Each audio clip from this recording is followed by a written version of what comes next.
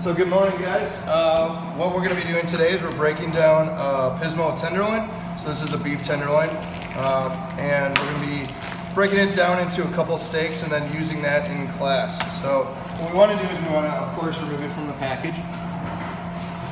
And looking at this, right away, we can look at a couple different parts of this. So we have the tail end of the tenderloin here. We have what we call the head of the tenderloin, or the butcher's tender, which is this muscle up here. We have the silver skin, and then on the back side, you can see where it attached itself to the bone, and so we're going to clean that up a little bit. Now, what we want to look for here, what I'll do right away is I want to remove this top muscle, or the butcher's tender, from the base of this tenderloin. And so all I'm doing is looking for that natural separation of the muscle. And you can actually see it right here just by taking the tip of your knife and kind of following that along. And it should separate out for you pretty easily.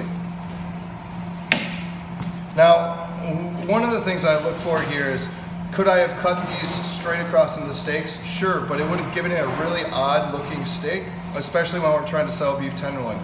So we have our top muscle here, and then on this back side, sometimes we can actually see that there's another muscle attached here.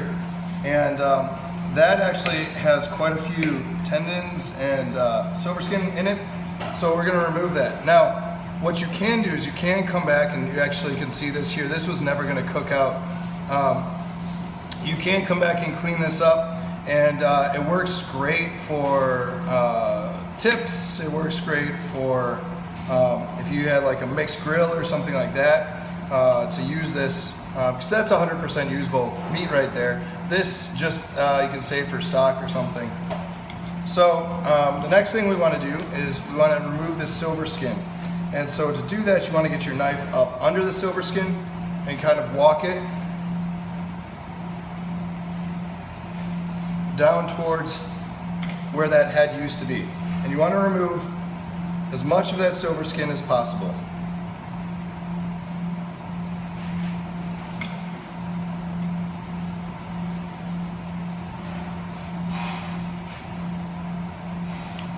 One of the instructors that I had when I was going to school here would always say, it may look red to you, but it looks green to me. Meaning, of course, that the more meat we take off when we're doing something like removing the silver skin, the more expensive every steak is going to cost us, just because it's a loss factor there. So we want to come back, we want to clean that up. So we want to try and leave as much meat in the trimming process on there as possible. However, if you're giving somebody a fillet, you want to give them a nice steak, right? Charge what you need to charge for it and give them a nice steak. So this was the silver skin side. We want to flip it over now.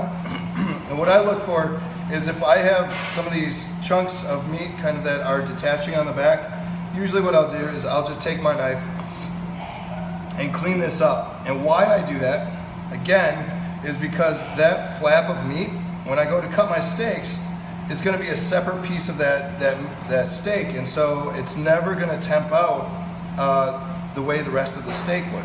Now, this is all usable scrap. If you grind your own meat, you could cut this up for beef tips. You could grill it off for yourself. It's absolutely the most delicious stuff because the marbling's great. But it's just one of those things that when I'm looking at steaks, I like to clean up. So what we have here is we have our barrel. Our barrel is going to give us our best steaks. You can look at the tenderloin head here, and the problem with this is never going to be a good steak. And so what I look at doing is I look at, where can I get my first good steak out of? This, say for tenderloin tips or something like that, and you can still make a good amount of money off of it. But now I'm going to start portioning my steak going to the tail. The tail end of it, we can take two tails when we get down there, and two tails work really well together when you're looking at doing something like a carpaccio. So you can take two tails and put them on top of each other on opposite sides and freeze those together. And you can actually see here, this is a good example.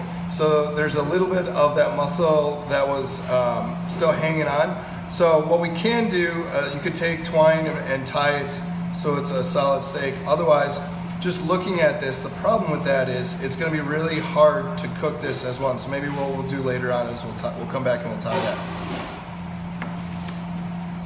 And what we're just gonna keep portioning this down. And I'm just cutting into like 4 to 5 ounce steaks. So these are probably more on the 5 ounce steak side.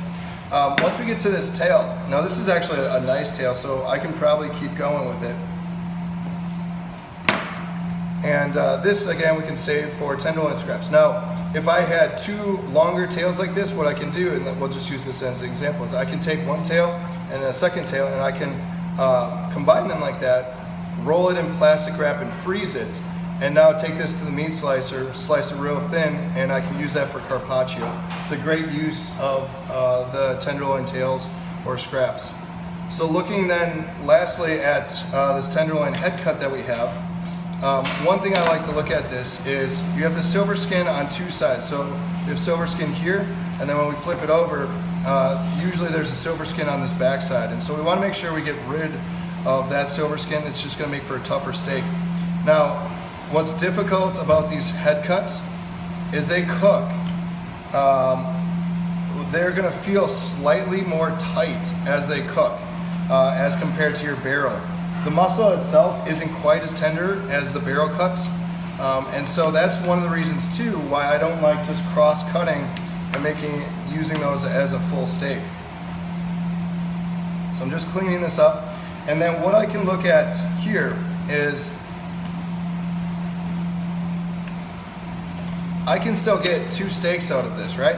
But this part here and this part here are just kind of odd pieces, right? So we want to square this up so I can get nice looking steaks out of it. So that, tenderloin tips, right? And then I can start portioning so that it looks like, just like the barrel cuts, we get similar looking steaks.